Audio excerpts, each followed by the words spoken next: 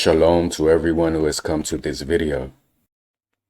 Pay close attention to what's being brought out in this video so that you can fully understand the complexities of the subject at hand.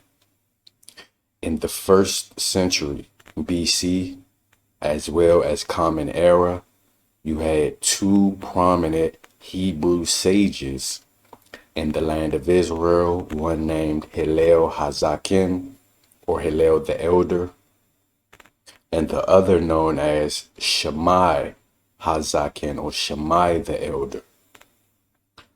Both of these two men were Pharisees and were the final pair of Zugot. And in brief, the Zugot refers to the period in which there were two men as the heads of the Sanhedrin. And these two men that I just mentioned, each had their own schools of thought and their own respective followers. So Bet Hillel and Bet Shammai were the two prominent schools of thought and interpretation of the oral law from the 1st century BC to the 2nd century Common Era. And these two separate schools, one known as the House of Hillel, the other known as the House of Shammai, were known to have engaged in over 350 disputes about the law, including more than 60 that were related to family law. So they had different perspectives and approaches to the interpretation of Torah. In fact, the leader of the Sanhedrin that is mentioned in the book of Acts, that many of you may be aware of, named Gamaliel, was the grandson of Hillel, and he also followed Hillel's school of thought.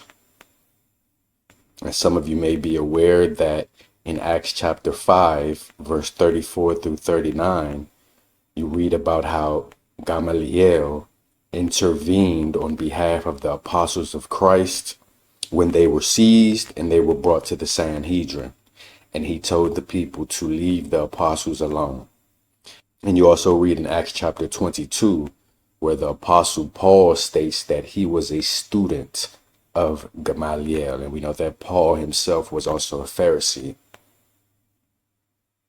And then about 150 years later, Gamaliel's supposed great-great-grandson, Yehuda HaNasi, was the one who had the oral law codified in what we now know as the Mishnah.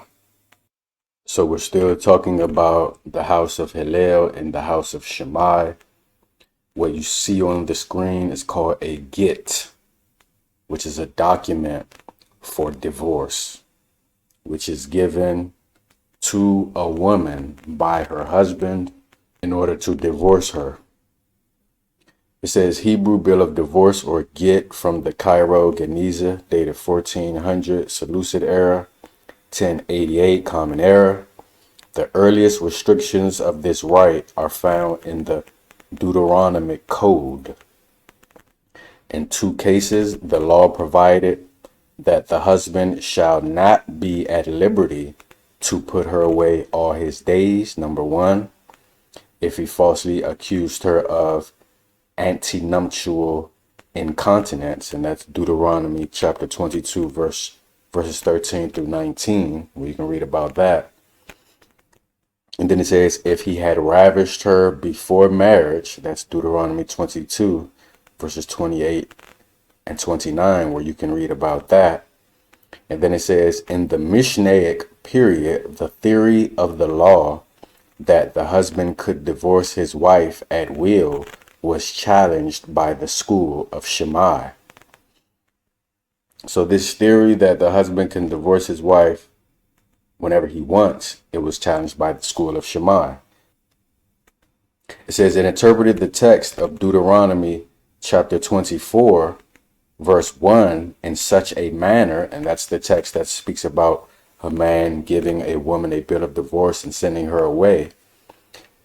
It says, as to reach the conclusion that the husband could not divorce his wife except for cause, and that the cause must be sexual immorality. It says, the school of Hillel, however, held that the husband need not assign any reason whatsoever, that any act on her part which displeased him entitled him to give her a bill of divorce. So that's how they interpreted Deuteronomy chapter 24, verse 1, where it says that the man may divorce his wife if he found some uncleanness in her. The school of Hillel said that can be for anything. He can divorce her for any reason he wants. The school of Shammai said that's not the case. When it refers to the uncleanness in her, it must be an act of fornication. It says the opinion of the school of Hillel prevailed. So we can see which side prevailed in this debate, or was most popular in this debate. In other words, most people during this time, the first century, the time of Christ, they believed that a man could divorce his wife whenever he wants to and for whatever reason. Very important to keep in mind to understand the context of what's about to be covered in this video. It says Philo of Alexandria, and for those who don't know, that's an ancient Israelite who lived around that time. It says in Josephus, that's another ancient Israelite who lived around that time, held this opinion. So this was popular. The popular historian Flavius Josephus, as well as Philo of Alexandria, both held the opinion of the house of Hillel. Watch this. It says Jesus seems to have held the view of the school of Shammai. So they said Christ did not agree with the popular opinion. So Josephus, Philo, etc. agreed with Hillel, just like many of the modern Hebrew Israelites agree with Hillel. They believe and they teach that a man can divorce his woman for whatever reason that it might be, whether it be for fornication or whatever reason it may be that they get divorced, and that the man and woman can then go on to marry other people freely. But Christ did not agree. So I'm setting the stage for the atmosphere that was present during the time of Christ's life, when the Pharisees came to him and asked him about divorce. And we're going to read about that in a moment. I also want to point out that, as it says here on the screen, it says the wife's right to sue for divorce was unknown to the biblical law. So for those of us who are familiar with the scriptures, we know that women cannot divorce men biblically. Reading on, it says there is a germ of this right in Exodus chapter 21, verse 11, and we're going to get into that later in this video. It says, but it was not until the Mishnah that this right was established. In other words, it wasn't until the time of the Mishnah that they made up a law which allowed women to sue their husband for divorce. But as it just said, that was unknown to biblical law. That's not Torah. That's something that they made up, that the sages invented. It says the wife never obtained the right to give her husband a get. But when the court decided that she was entitled to be divorced from him, he was forced to give her a get. So they forced the man, in some cases, to divorce his wife. Again, when was this? During the time of the Mishnah. It's not in the scriptures, and this was not the case during the time of Moses and the prophets. This was during the time of the Mishnah. And you have this same thing happening today with Hebrew Israelites marrying the wife of other Hebrew Israelites. You have men being told, hey, if you don't divorce her, you won't see your children, things like that. So you have women initiating divorces, maybe so that they can be with another man or whatever. But as it just said in this first sentence here, the wife's right to sue for divorce was unknown to biblical law. Reading on, it says, during the reign of the Herodians, so those are the Edomite Herodians, which you read about in the scriptures. It says, under the influence of Roman practice, cases are recorded in which women sent bills of divorce to their husbands. So just explain to you that during the reign of the Herodians, you read about Herod the Great, you read about Herod Antipas, you read about various Roman leaders and authorities during the first century Common Era. It said during this time, under the influence of the Romans, women would send their husbands bills of divorce. It says these were recognized as breaches of the law and never became precedents. So they even realized that this was against Torah. So it didn't become popular even during that time because they knew that that was against the scriptures. Here is the primary law in question. So we're going to read it now that we have an understanding of the background or the setting during the time that Christ lived, when it came to this great debate, this great chasm regarding the subject of divorce. Now, I'm not going to break this scripture down or these verses down. I might do that in other videos. I just want to lay it out. It says, when a man hath taken a wife and married her, and it come to pass that she find no favor in his eyes, because he hath found some uncleanness in her. Remember, we talked about how the house of Hillel and the house of Shammai interpreted that part in different ways. Hillel said uncleanness in her means anything he wants it to be. Shammai said, no, she must commit fornication. All right, so she has to commit physical, sexual fornication. Reading on, it says, then let him write her a bill of divorcement and give it in her hand and send her out of his house. And also we read that it said that Christ disagreed with the popular opinion, which was the opinion of Hillel, that he can divorce her for whatever reason that he wants, and then they can both go on to remarry. The house of Shammai said that's not so. It must be for the sin of fornication. And we can see that, as it said, Christ agreed more with the house of Shammai, or he disagreed with the house of Hillel, but we're about to get into that. It says in verse 2, and when she is departed out of his house, she may go and be another man's wife. Verse 3 says, and if the latter husband hate her, so if the new husband hates her, it says, and writes her a bill of divorcement and giveth it in her hand. Notice that that's the divorce process. He has to write her a bill of divorce, put it in her hand, and then it says, send her out of his house. That's the process of divorce. It says, or if the latter husband die, which took her to be his wife, watch this, her former husband, which sent her away, may not take her again to be his wife. Why not? He had her first. Why can't he take her back? It says, after that, she is defiled. Now, when it comes to women being defiled or a woman being contaminated, I talk more about that in my video called Number One Reason for Divorce, Virginity. and it should be popping up on the screen now.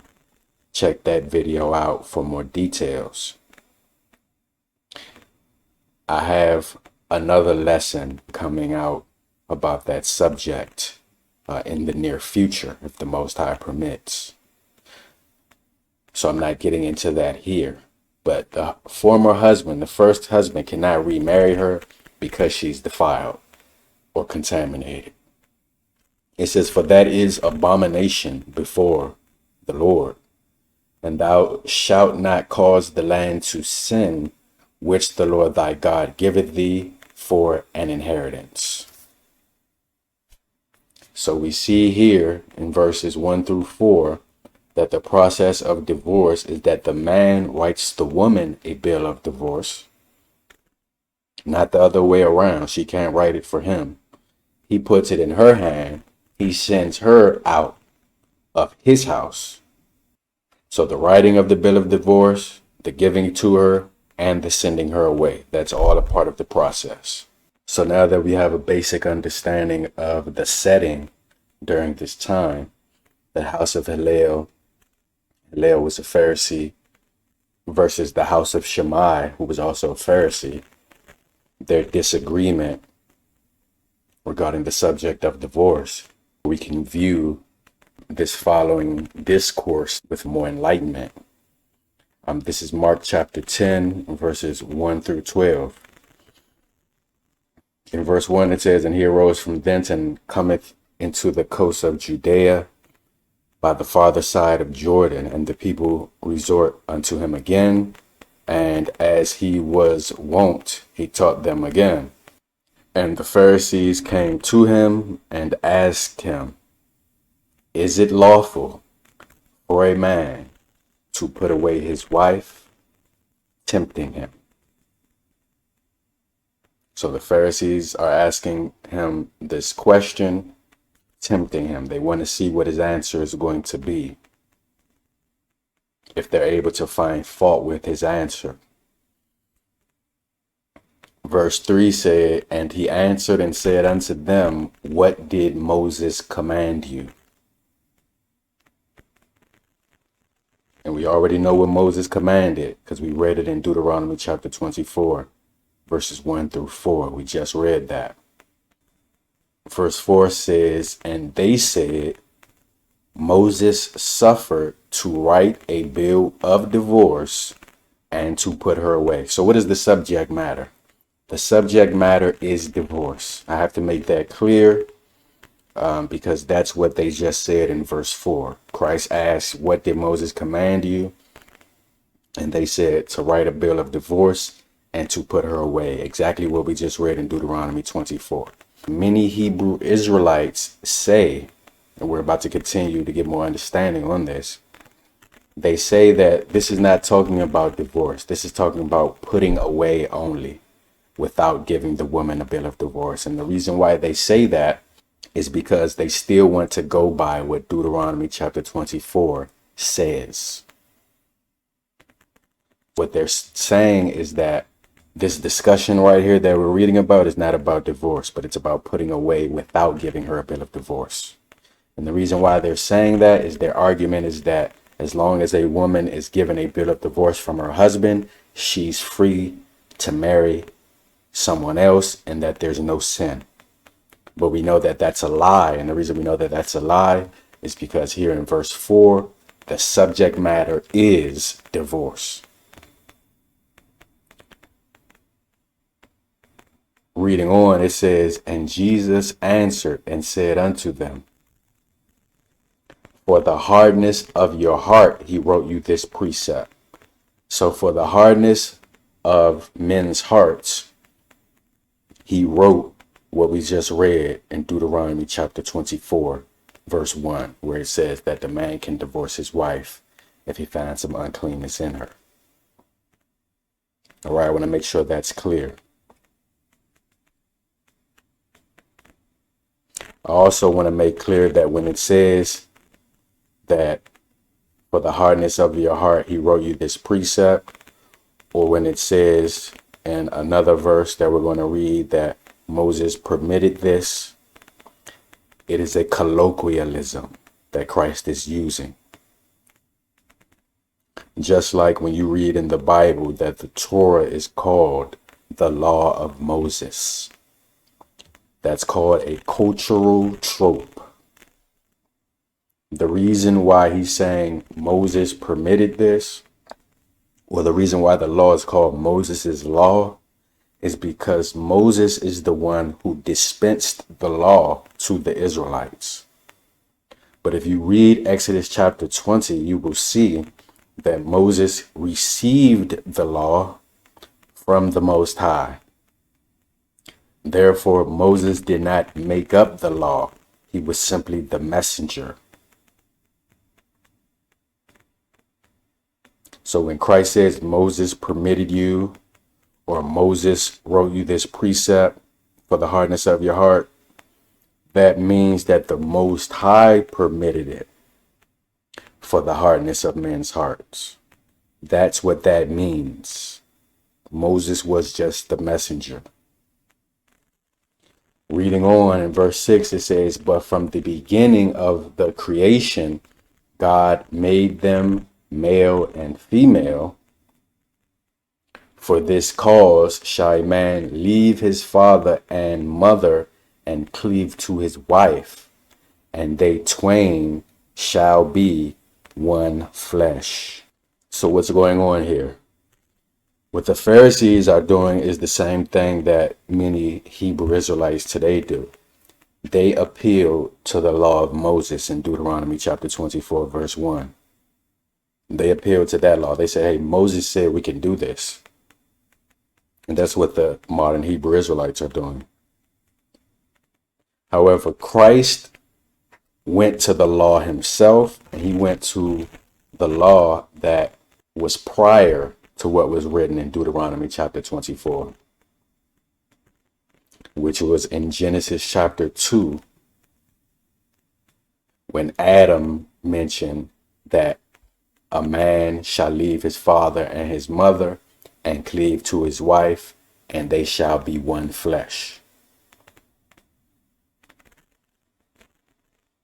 So for those who say, yeah, brother, but the law is not done away with. And so they run to Deuteronomy 24 and say, we can do this, we can divorce her, and she can go remarry, because that's what it says in Deuteronomy 24. The law is not done away with. Whereas you can see here, Christ is not saying that the law is done away with. He's going to the original plan, which again goes back to Genesis chapter 2. That they are one flesh. And he said, what the Most High is joined together, let not man put asunder. And we all know that no one separates from their own flesh unless they are dead. As it says in Ecclesiastes chapter 12, verse 7, when your spirit returns to Elohim, when you die. So that's the original plan of marriage. It's between a man and a woman, and they are one flesh. And they are not to be separated until death do they part. But reading on, it says in verse 10, and in the house his disciples asked him again of the same matter.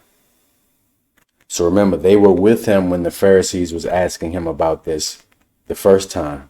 They're asking him again because this is profound to them. Because they had been believing more like Hillel. Remember, the doctrine of Hillel was the popular doctrine at the time.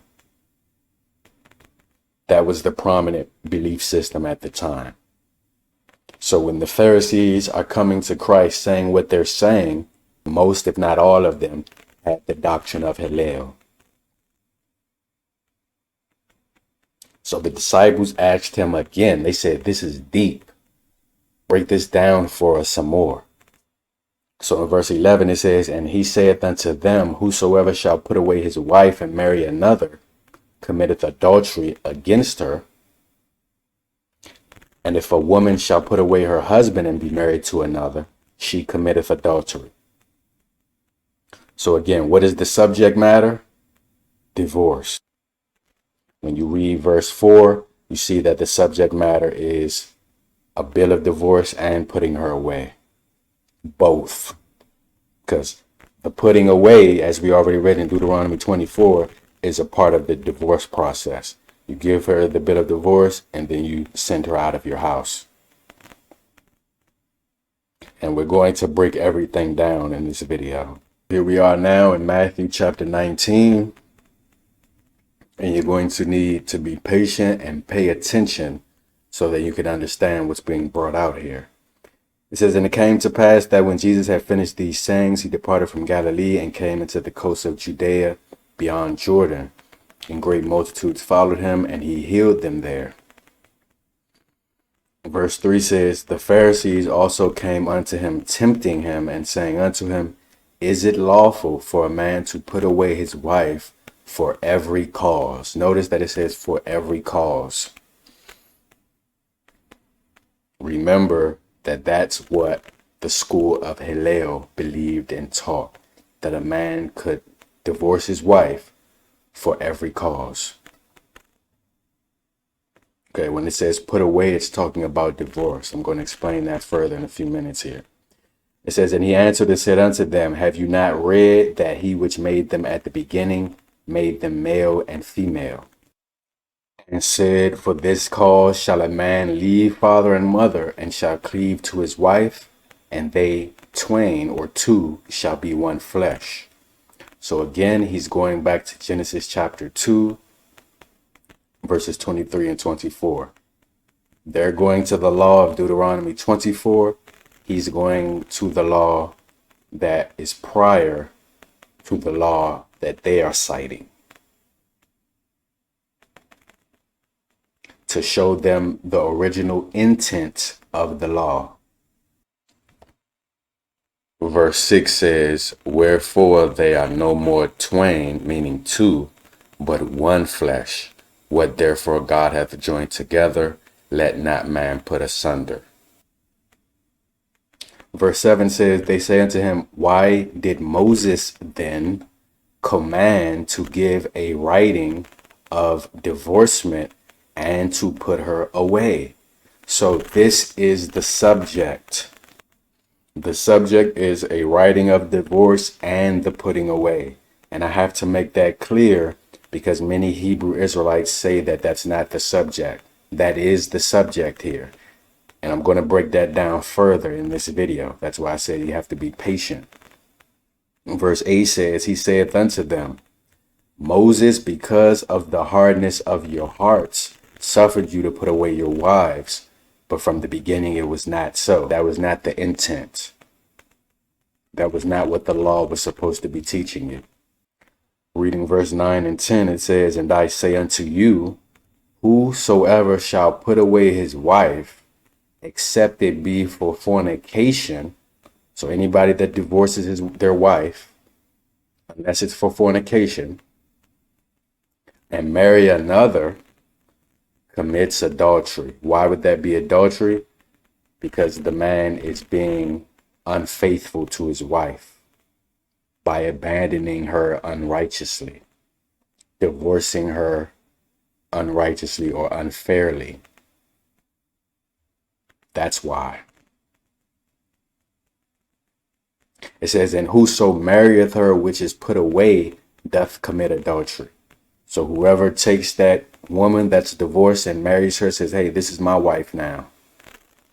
Okay, oh, you left your husband, or you're divorced from your husband, you're my wife now. That's adultery. Again, what's the subject matter? Giving a bill of divorce and putting away.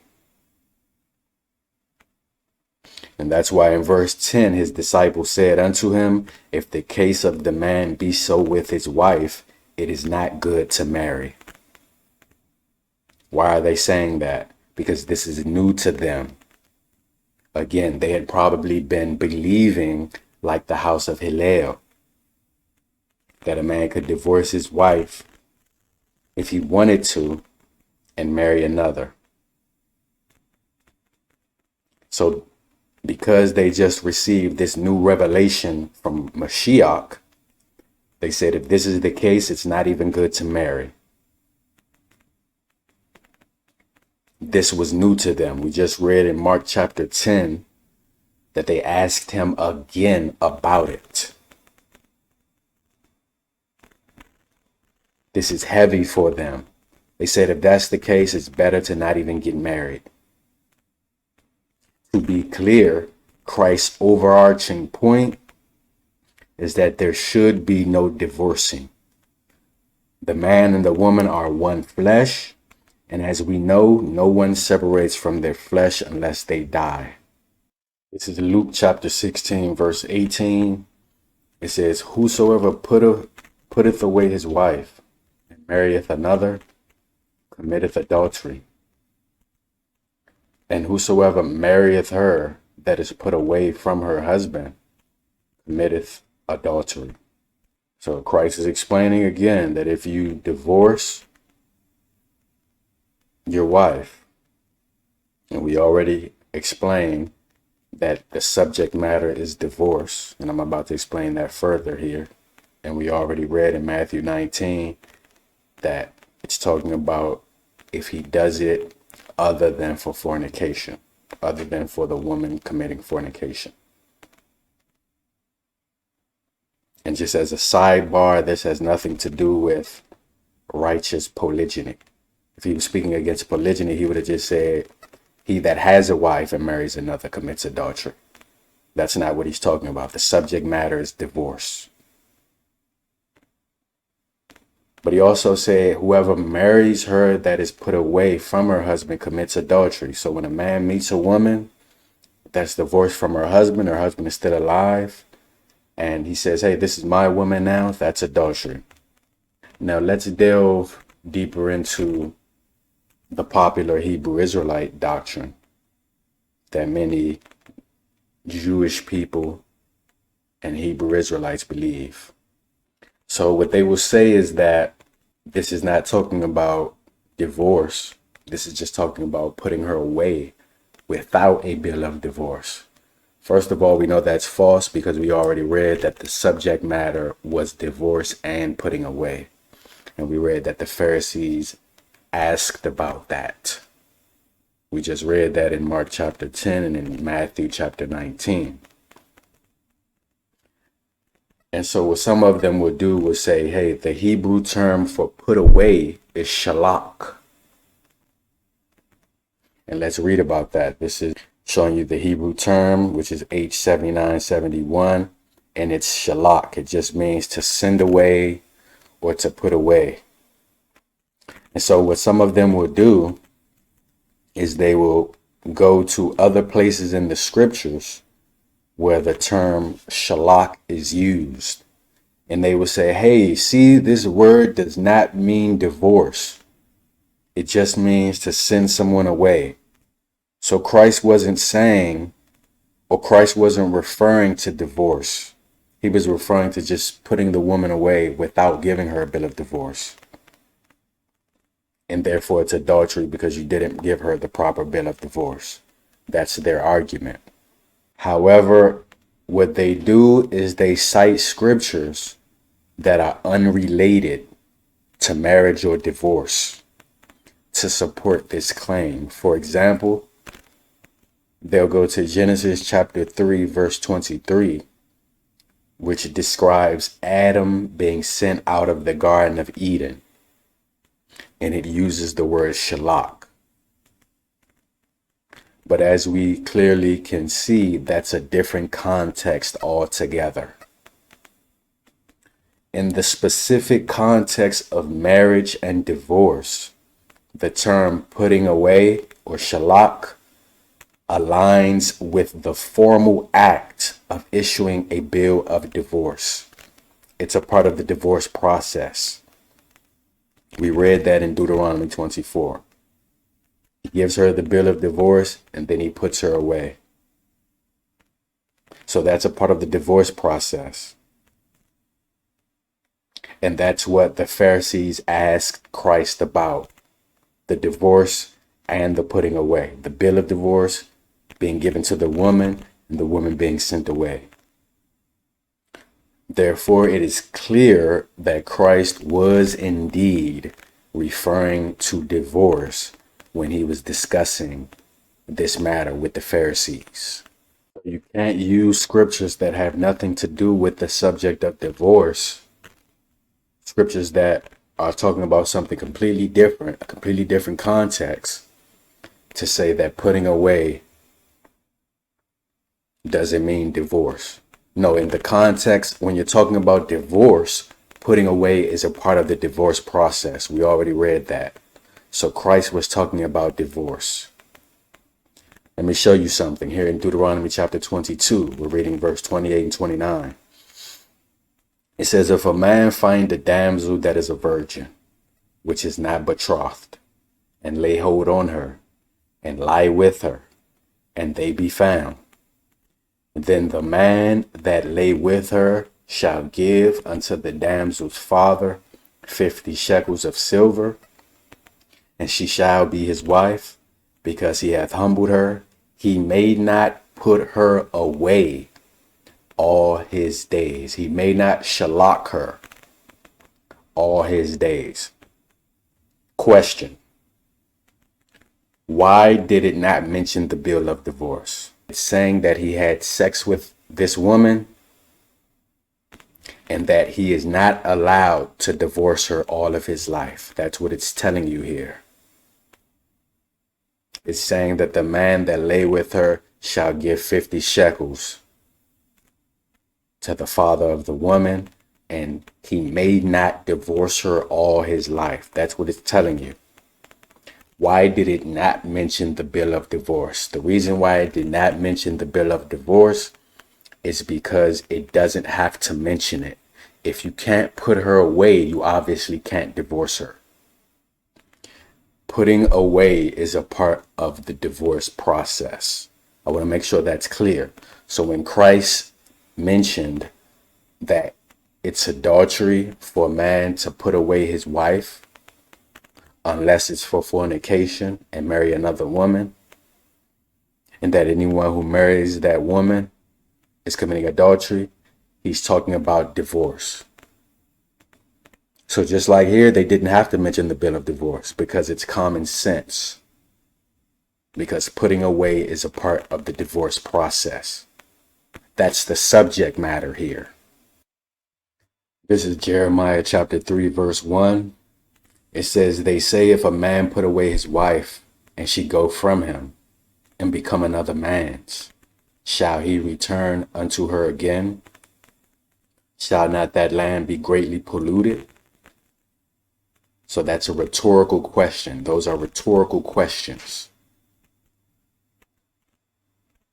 It's paraphrasing from Deuteronomy chapter 24, which we already read. That when a man divorces and puts away his wife and she goes to be with another, he can't take her back. We already read that. It's paraphrasing from Deuteronomy 24. It's asking rhetorical questions. So when it asks you, shall he return to her again? We already know the answer. The answer is obviously not, because she's been defiled. Again, we already read that in Deuteronomy 24. It says, shall not that land be greatly polluted? That's a rhetorical question.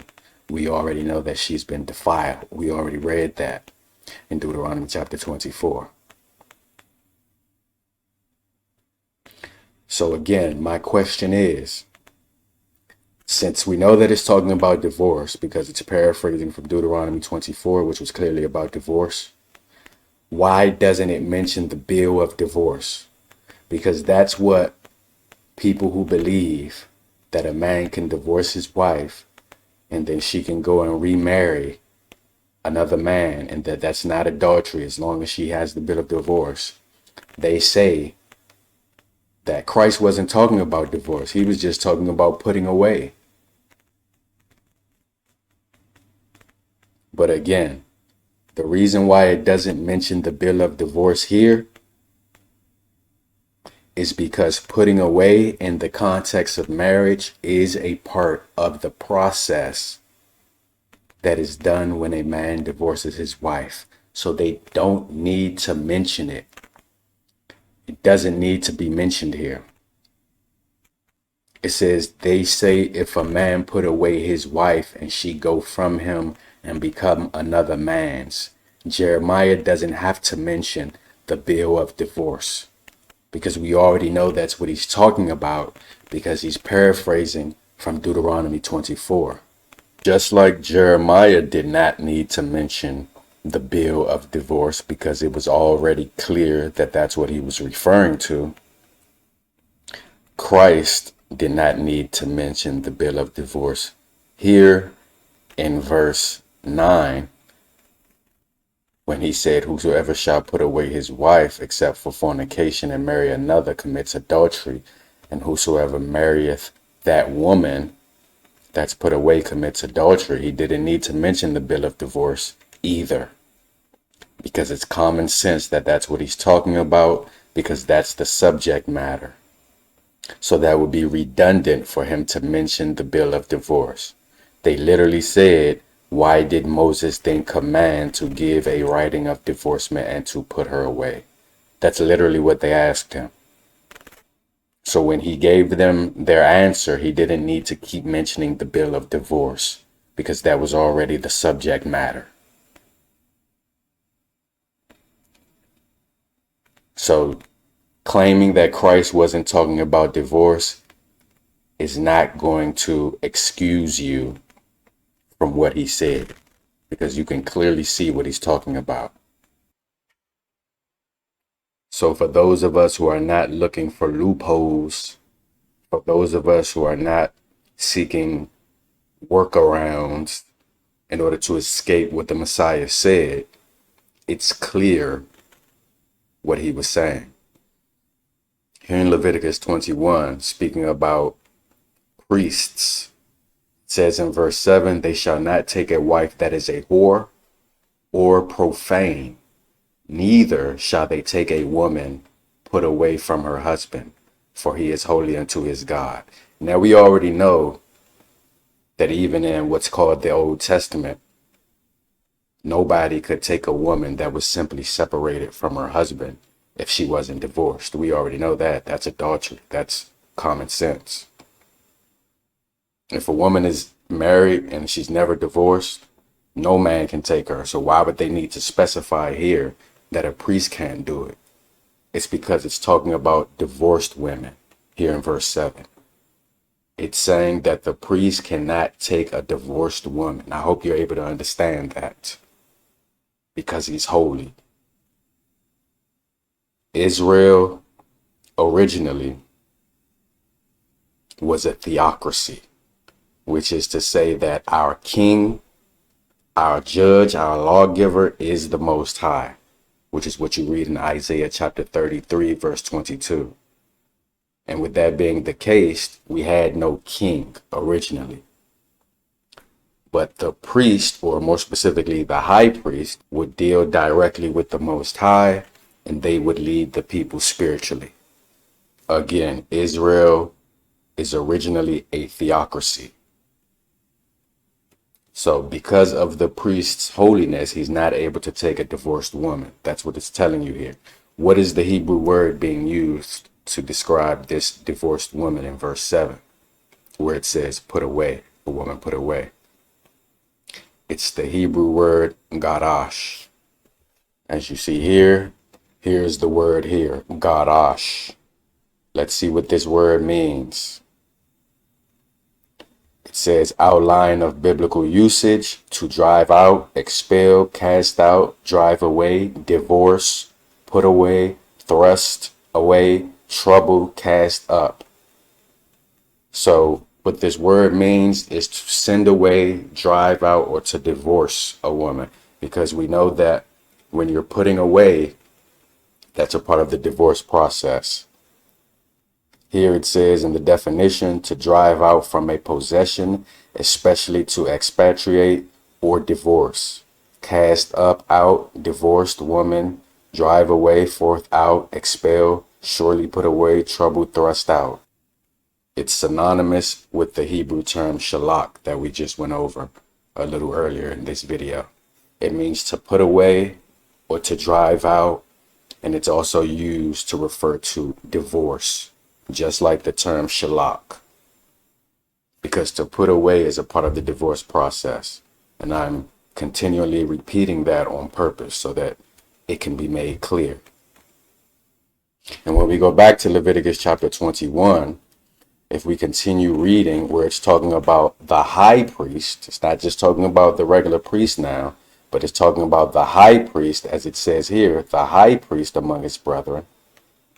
It says that he must take a virgin to wife. He has to take a wife in her virginity. Because again, he's supposed to be set apart even from the people of Israel. He deals directly with the Most High. It says a widow or a divorced woman or profane or an harlot, these shall he not take, but he shall take a virgin of his own people to wife. When it says a divorced woman, what is the Hebrew word being used there? It's the same term, garash. It's the same term.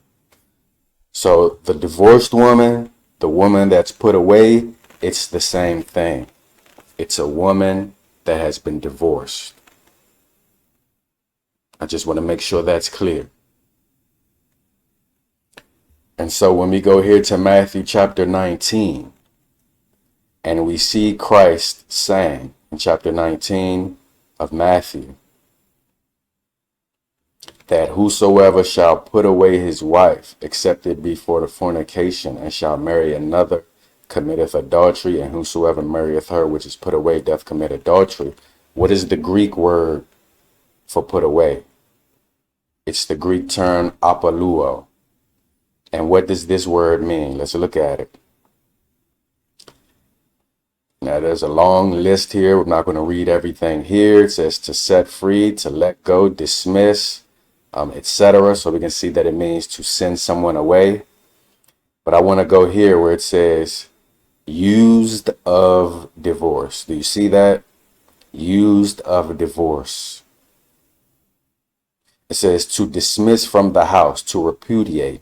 And that's what happens when you divorce a woman. You dismiss her from your house, as we already read. This is also interesting. It says the wife of a Greek or Roman may divorce her husband. We actually went over that briefly earlier as well. That's a part of Roman custom, not Hebraic custom. The definition says to free fully, i.e. literally, relieve, release, dismiss, reflexively depart, or figuratively let die, pardon, or specially divorce. All right, so this word, apaluo, in the context of divorce, which was the subject matter, he's speaking about divorce. It says let, depart, dismiss, divorce, forgive, let go, loose, put, send away, release, set at liberty. So the word refers to divorce. This is Matthew chapter 1, verses 18 through 19. It says, now the birth of Jesus Christ was on this wise, when as his mother Mary was espoused to Joseph. So Mary was betrothed to Joseph. They had not had sex yet. It says before they came together, meaning before they had sex, she was found with child of the Holy Ghost. It says, then Joseph, her husband, being a just man and not willing to make her a public example, was minded to put her away privily. So Mary was pregnant by the Holy Spirit. Joseph had not had sex with her. So like any other man, he believed that she had committed adultery. Therefore, being a just man, as it says here in verse 19, and not wanting to make a public example out of her, what does that mean? As we know, the law says that an adulteress is supposed to be stoned to death. So he didn't want to bring the situation out into the public, have her judged publicly, and make a large scene and spectacle out of the matter. So it says he was thinking about putting her away in private, secretly. But we know that later on, the angel Gabriel explained to him what the situation was and put him at ease. Notice how in verse 19 it says put her away, but it doesn't mention the bill of divorce. Again, he thought she committed adultery, so he wanted to divorce her. He wanted to get rid of her secretly, privately, without making a big spectacle. But it did not have to mention a bill of divorce, because putting away is a part of the divorce process. This is Malachi chapter 2, verses 13 through 16. And this is going to help us understand why Christ said that it's adultery if a man puts away his wife, unless it's for fornication, and marries another. It says, and this have you done again, covering the altar of the Lord with tears, with weeping, and with crying out, insomuch that he regardeth not the offering any more, or receiveth it with good will at your hand. Yet you say, wherefore? Because the Lord hath been witness between thee and the wife of thy youth, against whom thou hast dealt treacherously. Yet is she thy companion and the wife of thy covenant. So this is the wife that you're married to. This is the wife of your youth, which would typically refer to a man's first wife if he had multiple. She's the wife of your covenant. She's thy companion. It says, and did not he make one? So he made the two one. They're one flesh. It says, yet had he the residue of the Spirit, and wherefore one, or why one? Remember, this is Old English. So why did he make them one is the question. It says that he might seek a godly seed. So that's the purpose of the two becoming one flesh. The woman is not supposed to be defiled. And the idea is that this will create a holy seed, holy children.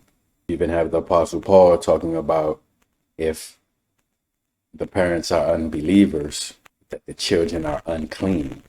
So the purpose is to have righteous seed. It says, therefore take heed to your spirit, and let none deal treacherously against the wife of his youth. It says, for the Lord, the God of Israel, saith that he hateth putting away. So what it's talking about, it's talking about men who unrighteously divorce their wives. But he doesn't have to mention the bill of divorce, just like all those other examples we just went over, because that's a part, putting away is a part of the divorce process. It says, for one covereth violence with his garment, saith the Lord of hosts.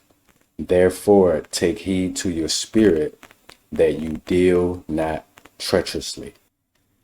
So this is why when a man divorces his wife, unless it's for fornication, and marries another woman, Christ said that's adultery, because he dealt treacherously, unrighteously with his wife.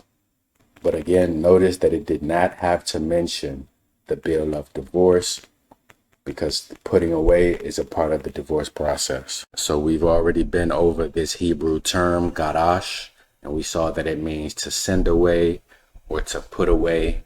And in the context of marriage, it also can mean divorce, because the put away is a part of the divorce process.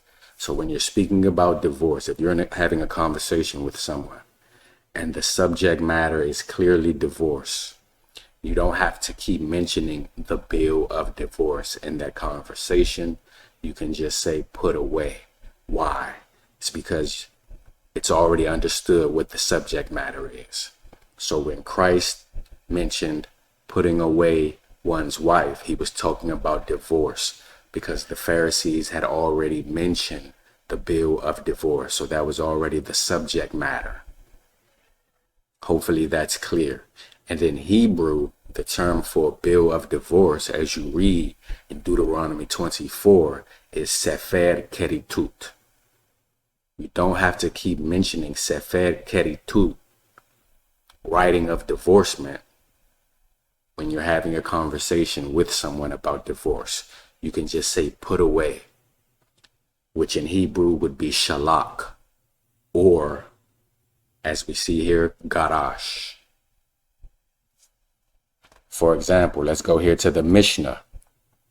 Here it says, Rav Shimon Bar Abba says, come and see how severe a matter divorce is, as they rendered it permitted for King David to be secluded with Abishag without marrying her, but they did not render it permitted for him to divorce one of his wives to enable him to marry Abishag.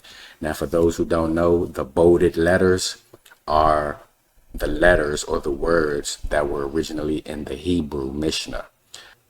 This word is being translated as divorce here, garashim.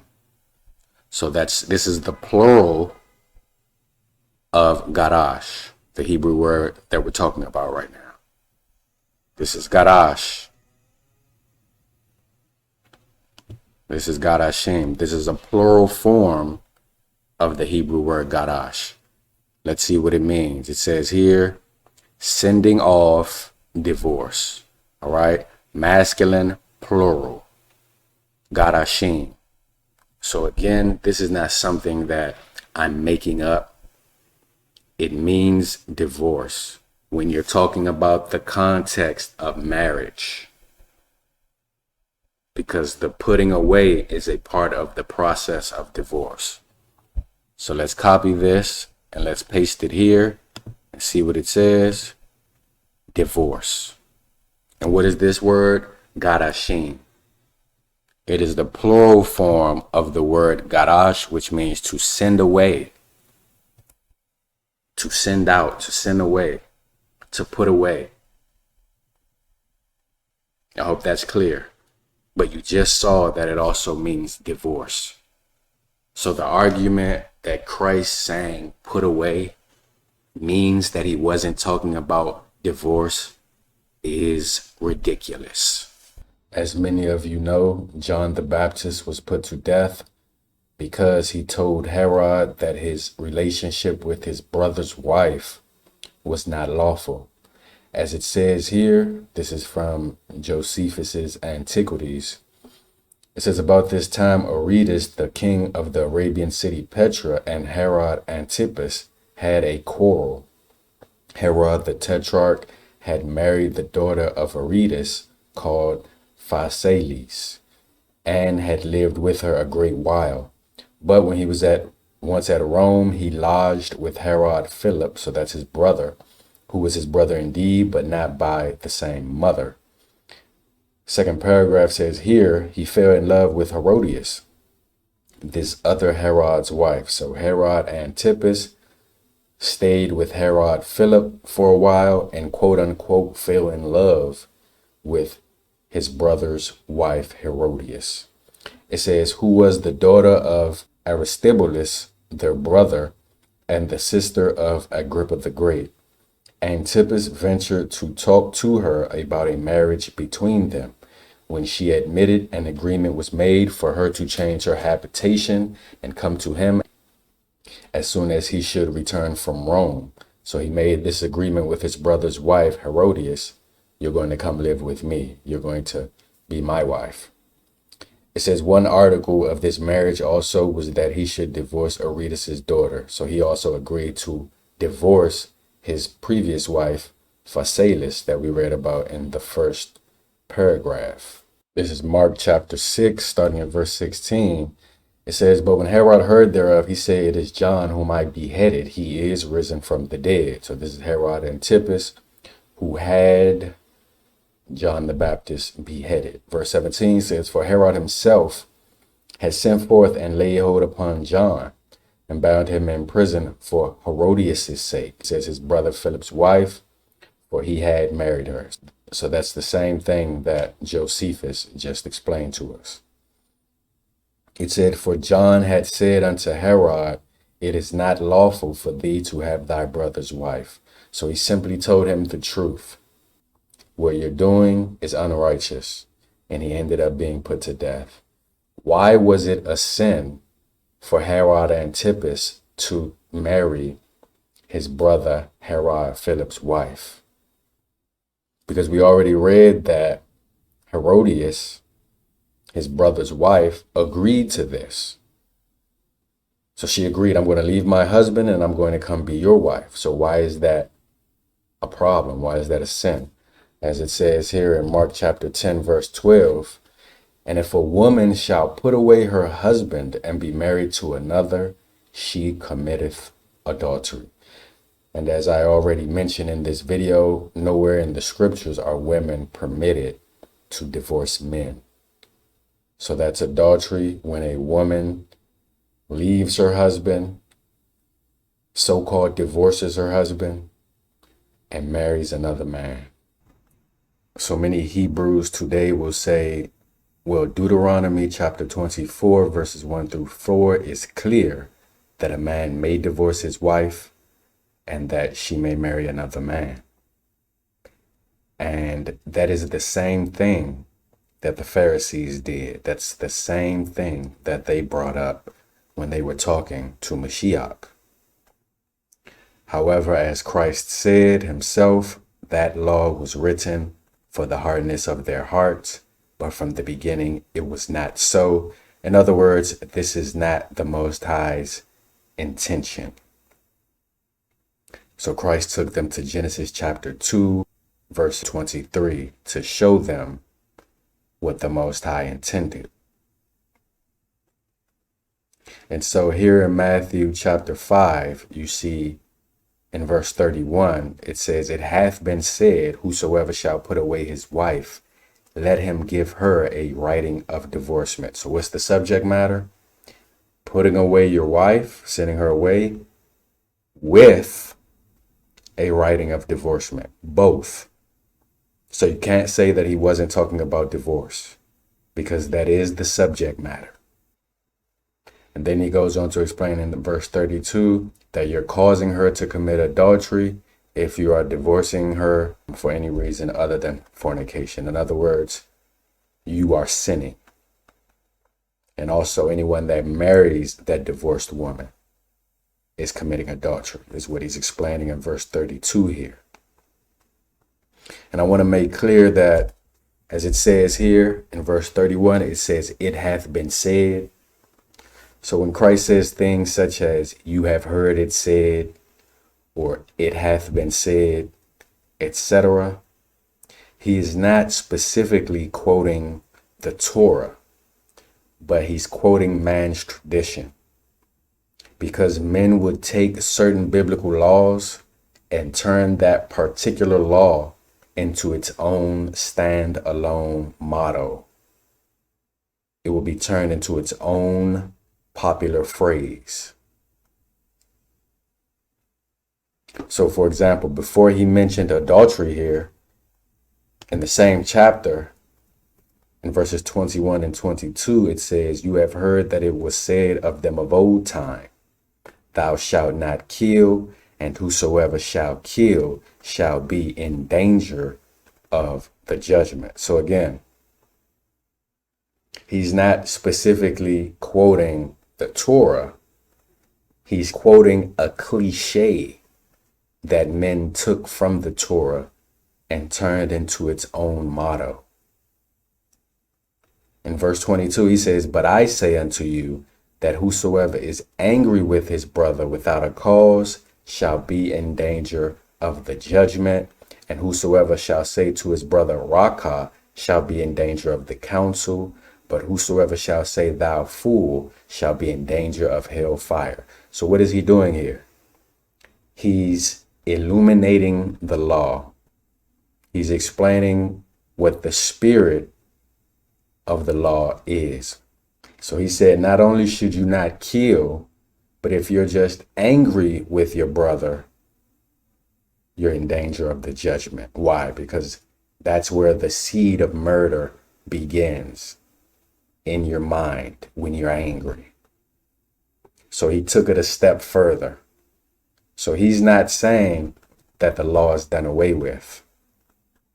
He's actually elucidating the law. In many ways, he's actually making the law stricter. So far from saying that the law is done away with, he's making it stricter. So he said this before he mentioned adultery in chapter 5. And then after he mentioned adultery, in verses 43 and 45, 43 through 45, look what he says. It says, "You have heard that it hath been said, thou shalt love thy neighbor and hate thy enemy. But I say unto you, love your enemies, bless them that curse you, do good to them that hate you, and pray for them which despitefully use you and persecute you, that you may be the children of your Father which is in heaven. For he maketh his sun to rise on the evil and on the good, and sendeth rain on the just and on the unjust." So again, Mashiach is quoting popular phrases that people took from the law and turned into cliches, and he's illuminating and clarifying what the true purpose and spirit of the law is supposed to be.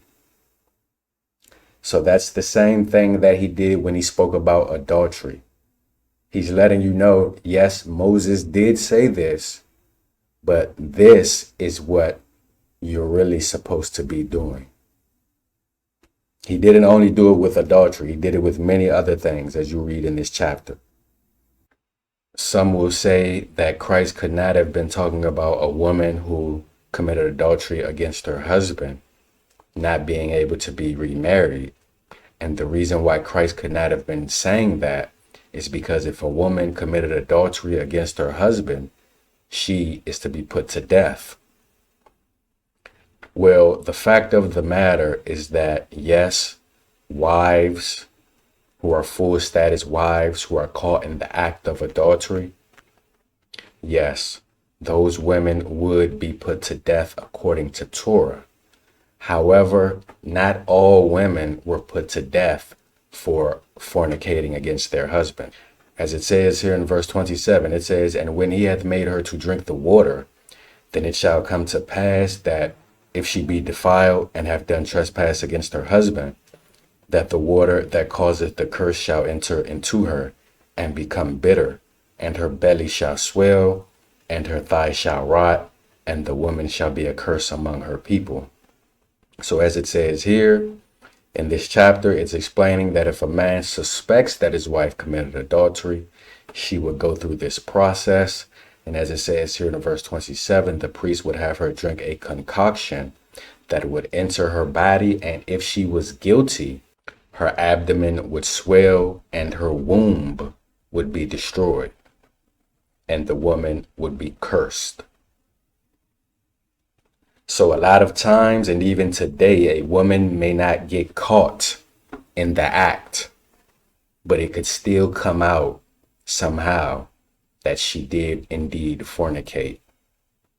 But more importantly, we must remember that Mashiach did not come to bring judgment or condemnation during his lifetime.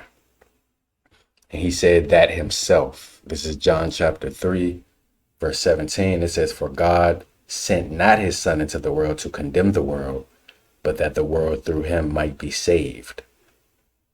So Mashiach would never say, put a woman to death if she committed adultery.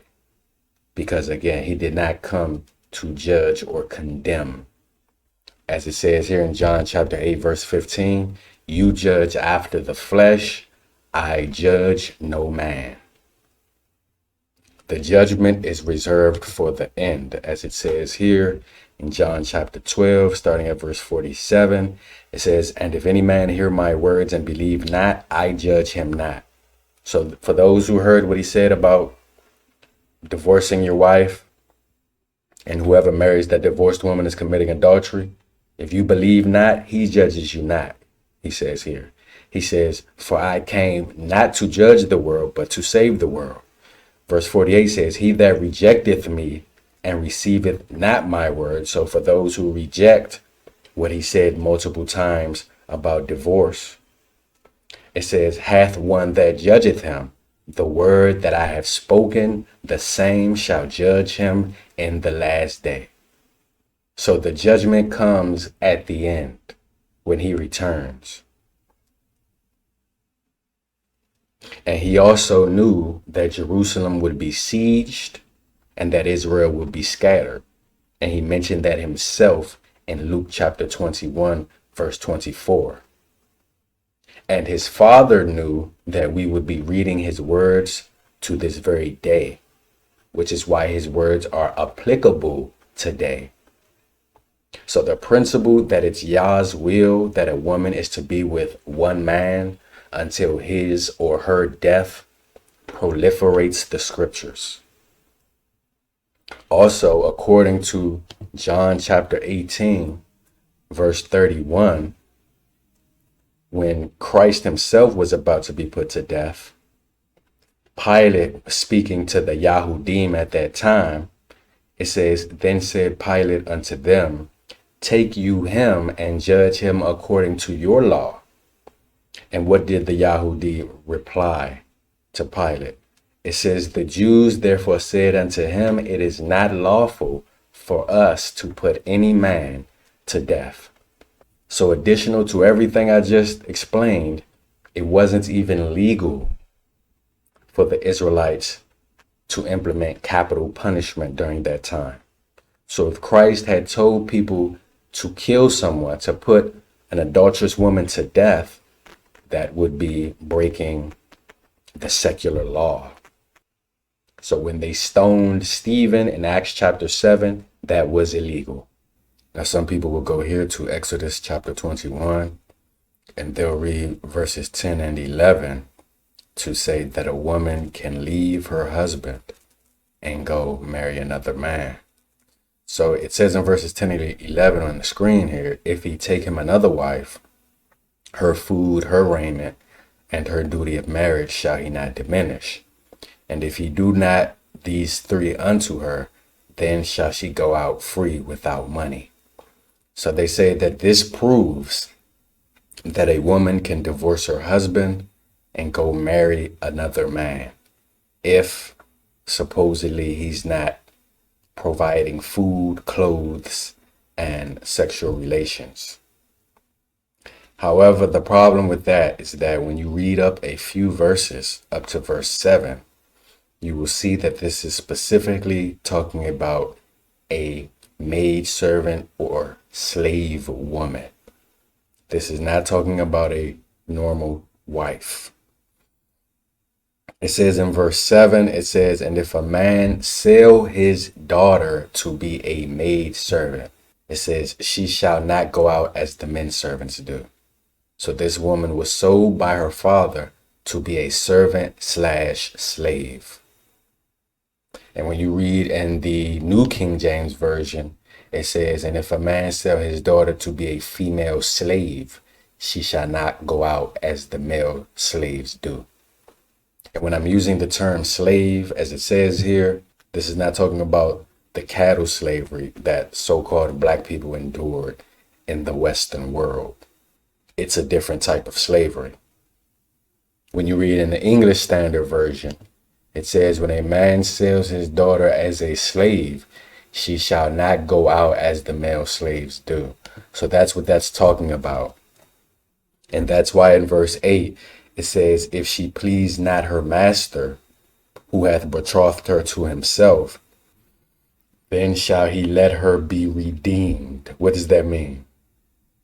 That means that if the man betrothed her or engaged her or married her to himself, but she doesn't please him, then he has to let her freedom be purchased. To be redeemed means to have her freedom purchased. It says, to sell her unto a strange nation, he shall have no power, seeing he hath dealt deceitfully with her. And if he have betrothed her unto his son, he shall deal with her after the manner of daughters. So it's talking about the master, the man who purchased this slave woman. That's why it says he must let her be redeemed if she doesn't please him. Typically, it will be a relative of hers who would come and purchase her freedom. It's saying that he can't sell her to a foreign nation. And then in verse 9, it says, maybe he betrothed her to his son. And if he did that, he has to deal with her as a daughter. Verse 10 says, if he take him another wife, if who take another wife? The master, the man who purchased her. And also, as we read in verse 9, he could have possibly given her to his son. It says, if he take him another wife, her food, who is the her being spoken about here? The slave woman. Her raiment, meaning her clothes, and her duty of marriage, meaning her sexual relations, shall he not diminish. So he has to provide his slave or servant woman her food, her clothes, and sexual relations. It says in verse 11, if he do not these three unto her, then shall she go out free without money. The reason why it says without money is because it's saying that if he doesn't provide for her, then he has to let her go free without her freedom being purchased. It's saying in verse 11 that her freedom doesn't have to be purchased. She can just go out freely if he neglects her. That's what it's saying. It's not talking about a normal status wife. When it says maid servant here in the King James Version, what is the Hebrew word? Amah. It's the Hebrew term amah, as we see on the screen here. And what does this Hebrew term mean? It says maid servant, female slave, maid, handmaid, concubine. It says apparently a primitive word, a maid servant or female slave, bondmaid, maid. So that's what this is talking about. This is not referring to a free woman. So you can't use this scripture to say that women can leave their husbands if they want to, because a full status wife has different regulations than a concubine or slave wife. And we know it's talking about a slave because here in Leviticus chapter 25, starting in verse 39, it says, and if thy brother that dwelleth by thee be waxen poor and be sold unto thee, thou shalt not compel him to serve as a bondservant. So when your Israelite brother is poor and wants to serve you, you can't make him a slave. That's what it's explaining to you here. Verse 40 says, but as a hired servant and as a sojourner, he shall be with thee and shall serve thee until the year of Jubilee. In other words, he's going to be your employee, not your slave. Verse 41 says, and then shall he depart from thee, both he and his children with him, and shall return to his own family, and unto the possession of his fathers shall he return. For they are my servants, which I brought forth out of the land of Egypt. They shall not be sold as bondmen. So you can't sell your Hebrew brother, your Hebrew sister as slaves. It says in verse 43, thou shalt not rule over him with rigor, but shall fear thy God. Verse 44 says, watch this, both thy bondmen and thy bondmaids. When it says bondmaids, what's the Hebrew word there? That's exactly right. It's the same Hebrew word used here, translated as maidservant, which is amah. It's the same word. So when it says both your bondmen and your bondmaids, which thou shalt have, shall be of the heathen that are round about you, of them shall you buy bondmen and bondmaids. That means your slaves cannot be your Hebrew brother, your Hebrew sister. Your slaves have to be of the heathen nations that are around you. You can buy slaves from them. So this woman being mentioned here in Exodus chapter 21 is a slave woman, and this scripture has nothing to do with standard status wives. And as I said, the rules for standard wives are not the same as the rules for slave concubines. As it says here in Leviticus chapter 19, verse 20, and whosoever lieth carnally with a woman that is a bondmaid, so this woman is a slave, betrothed to a husband, and not at all redeemed nor freedom given her, she shall be scourged. They shall not be put to death because she was not free. So this verse just explained to you that if a man commits adultery with a woman that is a slave wife, he is not put to death and she is not put to death. It says she'll be scourged, which means disciplined or beaten. But they are not put to death, it says, because she was not free. I hope that's clear, that the rules for a slave woman are not the same as the rules for a standard wife. And what's the word being used for bondmaid here? It's the Hebrew word shifka, as you see on the screen here. And what does it mean? Maid, maidservant, slave girl. It's synonymous with the Hebrew term that we just went over, amah. They're used synonymously. They both mean a slave girl.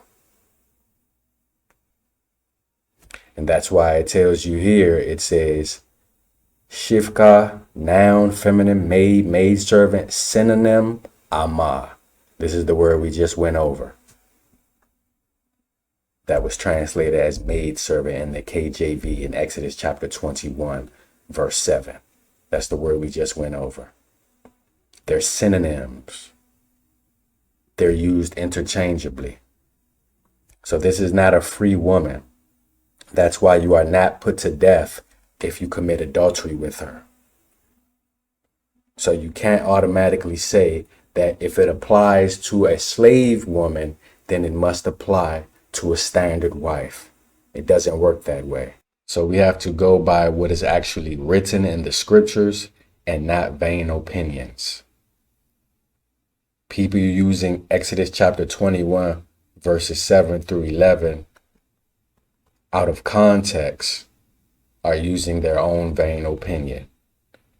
So if a man lost his job and was unable to provide for his wife for a period of time, does that mean that she could divorce him and marry another man? Absolutely not.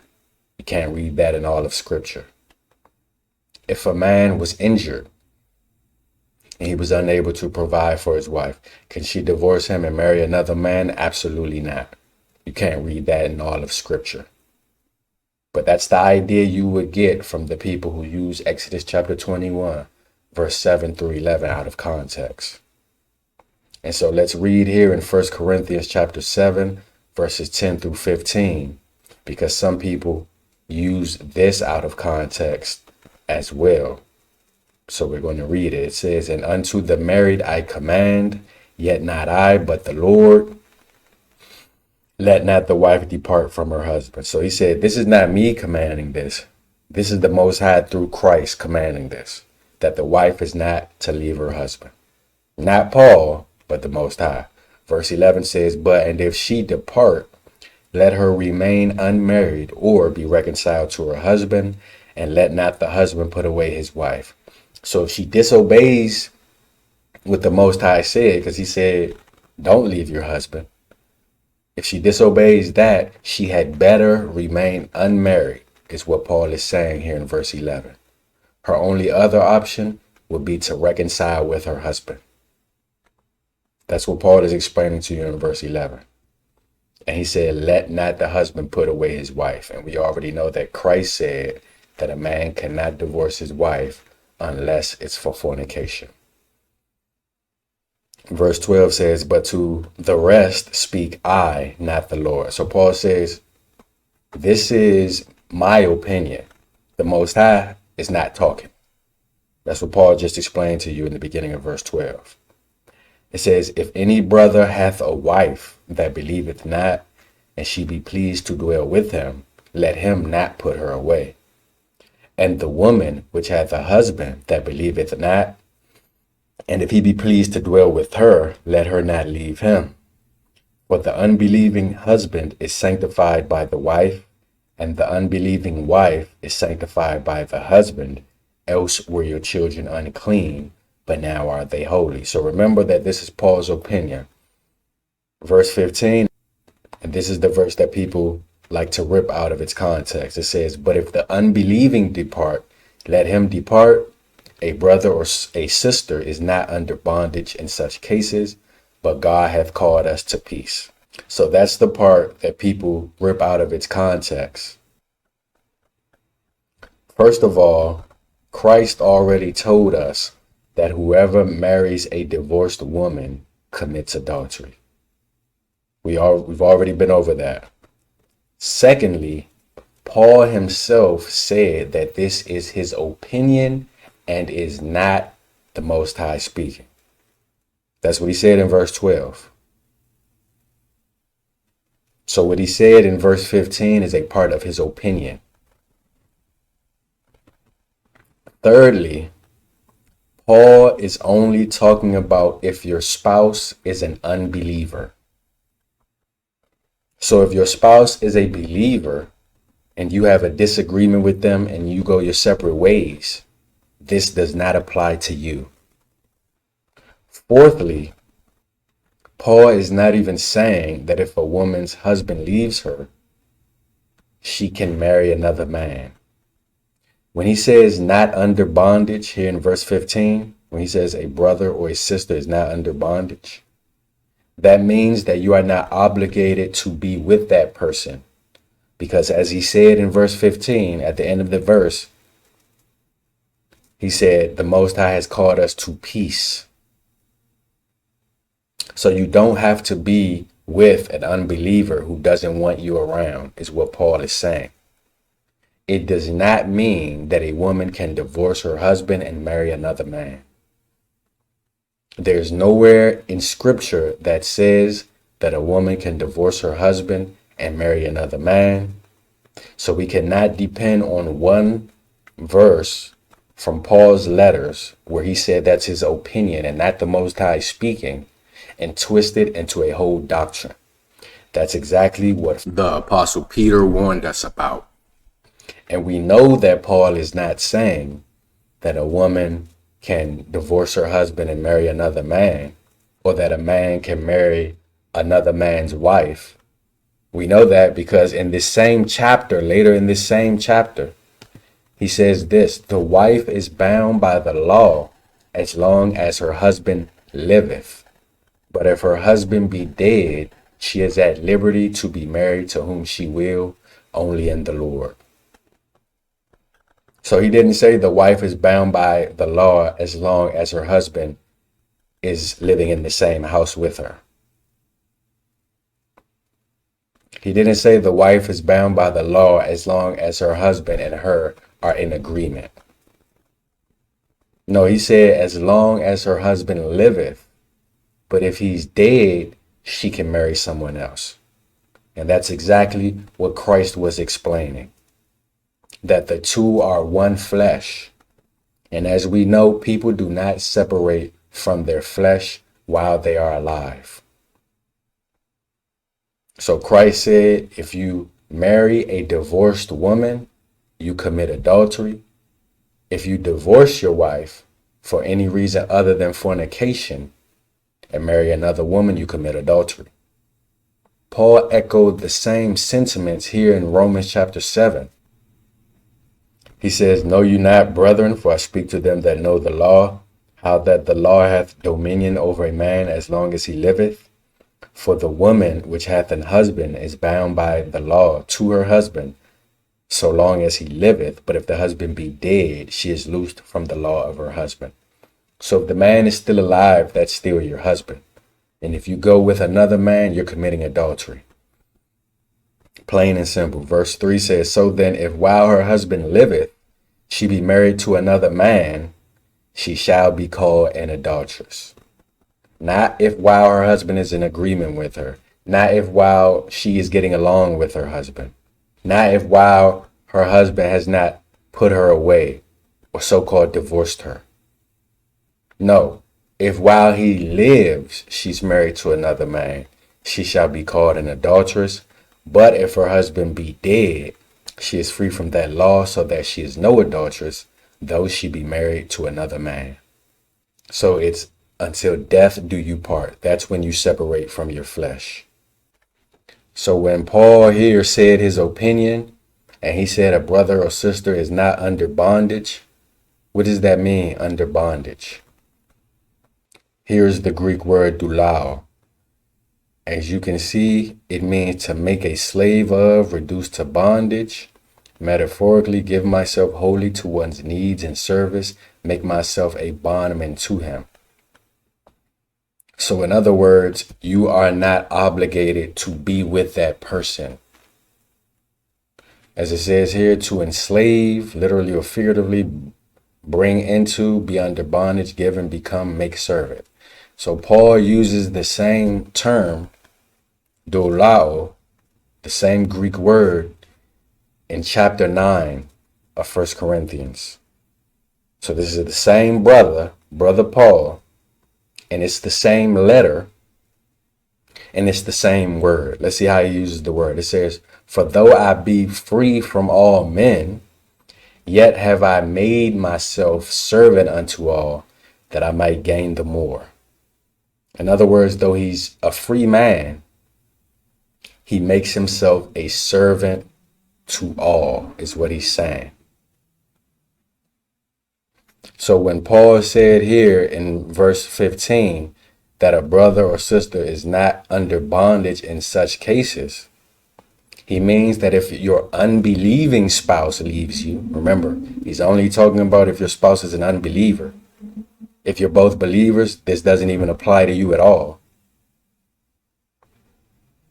He's saying that if your unbelieving spouse leaves you, you don't have to be a servant or slave to them. You don't have to be obligated to be with them, because you are to be at peace, which is what he says here. God hath called us to peace.